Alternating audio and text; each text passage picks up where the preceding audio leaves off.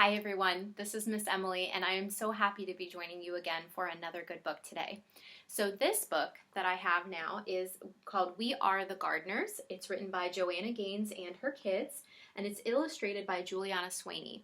And this book is really beautiful and has a lot of really amazing ideas in it. It is a longer book, so this is a good one to find a really comfy spot, get a blanket or a cup of tea for mom or dad, and to just kind of relax and listen for a while. All right, here we go.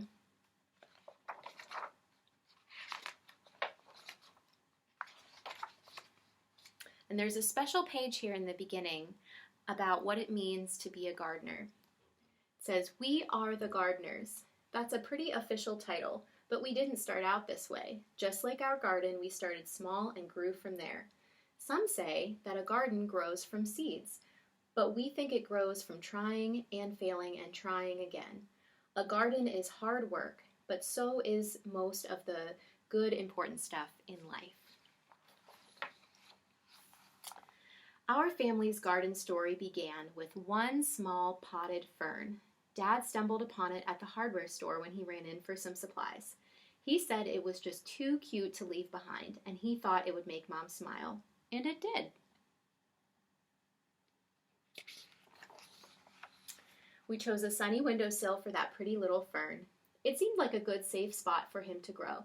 This was back when we were little kids, but we still remember visiting the plant each day to give him a drink, and sometimes we would even whisper to him a little bit. And then, plot twist, out of nowhere, our fern died. Death by overhydration. That's just a fancy way of saying we gave him way too much water. Looking back, each one of us must have watered him every day. That's a lot of drinks for a little plant. By mistake, we loved that plant to death. Some people tell themselves they are no good at something after one small failure, but no chance we were going to give up that easily. So we checked out some books from the library, and we found out that ferns can be tricky and prefer to live in a shaded spot. Apparently, a plant's leaves can communicate to us what they're needing. We also learned that most plants have good manners, and they like to sip, not gulp. Lesson learned. Dad got us a fresh fern, and with it came fresh hope. This time we set the pot on our piano way on the other side of the room, where the sun wouldn't give it so much attention. We made a watering schedule and took turns saying a lot of nice things to our little sprout of a plant. And fern number 2 lived and thrived and grew, and finally, Mom got him a little potted friend. And then another, and then 1 or 2 more. We noticed that talking to our plants actually helped them grow bigger and stronger. So we added some songs and jokes into the mix, until unlike when we overwatered, 0 plants died from us talking too much. Pretty soon, plants were taking over the house, and Dad said it was time to graduate to outdoor gardening. Mom was as excited about the new outdoor garden as we were, and she started talking about it with a dreamy look in her eyes.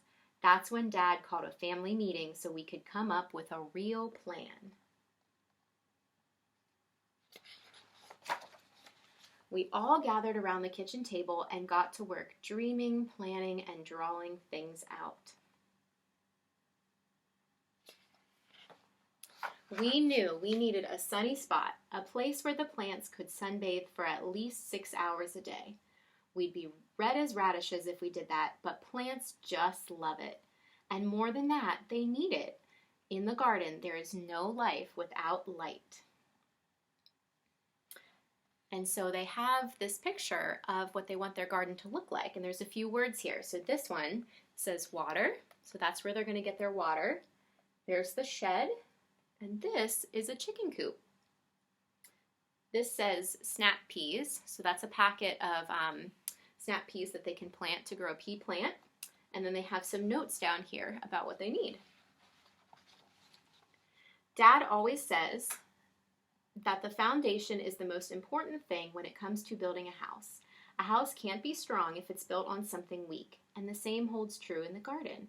So to make the foundation of our garden strong, we filled it with something called soil, good soil, which includes a bunch of tiny living things called organisms.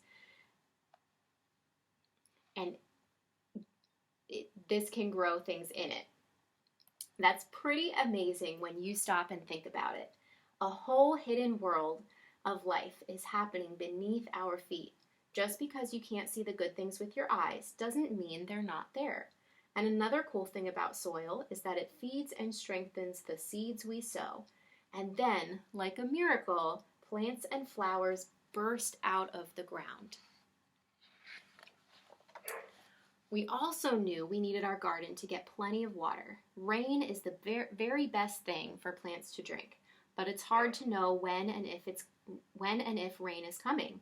So a couple other options to keep plants hydrated are to collect rainwater or use a sprinkler or a garden hose to get the job done.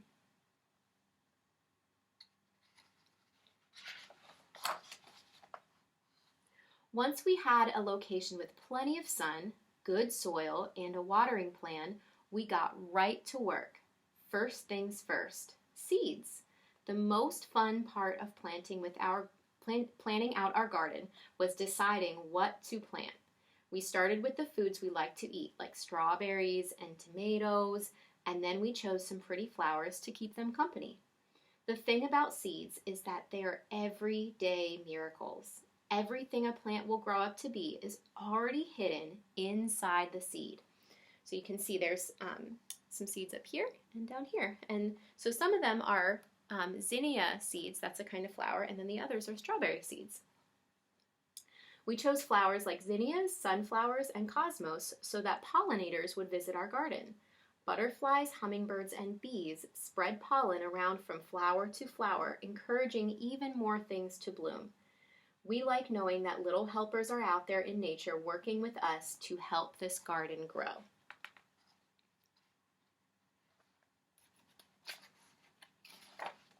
The bees must have put the word out that we had a pretty good thing going because sure enough, all sorts of other critters started to arrive. We quickly found out that there were 3 types of bugs in our backyard: the good, the bad, and the ugly. Let's start with the worst part. It was a pretty sad day when the aphids arrived. They are some of the more well-known villains in the gardening world. They suck the life right out of the plants. But then the ladybugs showed up to eat those pesky aphids for lunch. Ladybugs are a sure part of the hero camp, bravely protecting our plant friends from harm. And we've got to tell you about earthworms. They're like the secret agents of the garden. Earthworms eat all of the dead things, like old roots and leaves, and turn them into life for the soil. Every time we found one, we would all high-five and celebrate.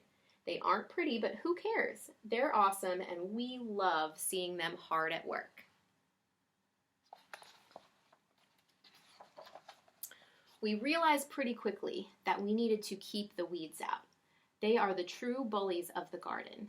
Weeds try to steal water, sunlight, and nutrients from our fruits and veggies, and it's our job to make sure those little rascals don't take over. If we ignore the garden for too long, the weeds run wild and hurt our beloved plants. It's so much easier to just do a little bit every day. We were officially gardeners and had a real-life garden to prove it. The garden became our pride and joy. Day in and day out, we tended to our plants, making sure they got plenty of sun and water. Every time a new plant sprouted up from the ground, our excitement grew right along with it. As time passed, our garden grew bigger, and so did our family. When our garden was finally in bloom and growing tall, we'd run through the aisles and watch the butterflies flutter around us. But one day, as we were mid-skip, we noticed some trespassers helping themselves to lunch. And by lunch, we mean half of the garden. Animals may look cute and innocent, but some have a sneaky side. They can wipe out a garden in no time flat. See if you can figure out what kind of animal is in there. I think it's a goat. And there's some chickens, and then this one's gray and it has long ears. It's a rabbit. The chickens ate the vegetables, the goats ate Mom's roses, and the bunnies weren't picky at all. They ate anything in sight. Saying goodbye to that many happy plants was even harder than throwing away our very first dead fern. We debated if we should just give up. Was it really worth it to start all over again? Then we remembered one very important detail. We are the gardeners. It was our responsibility not only to grow this garden, but also to protect it. So we put up a little fence to keep the animals out and got to work rebuilding our garden. It didn't take long to get our plants and flowers growing tall again. To this day, our very favorite days are when we get to gather the fruits of our labor. Mom loves to set the table with pretty flowers in every color you can imagine. We help her dream up recipes for the food we've grown. Sometimes when we see all of the beauty laid out, we can't believe our hands helped bring it to life, and it makes all the hard work worth it. It's what keeps us coming back day after day, season after season.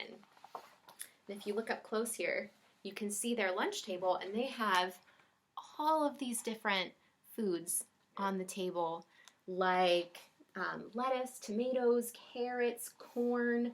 I think this is butternut squash, strawberries, and they grew all of that right in their garden. We still keep a little fern on the piano to remind us of our small beginnings. Every time we water it, we're reminded not to give up when things don't work out the first time.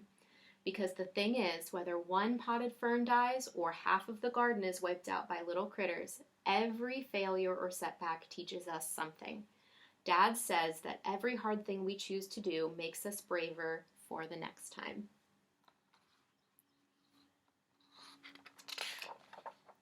There are so many lessons waiting to be learned and a whole world of gardening ready to bloom.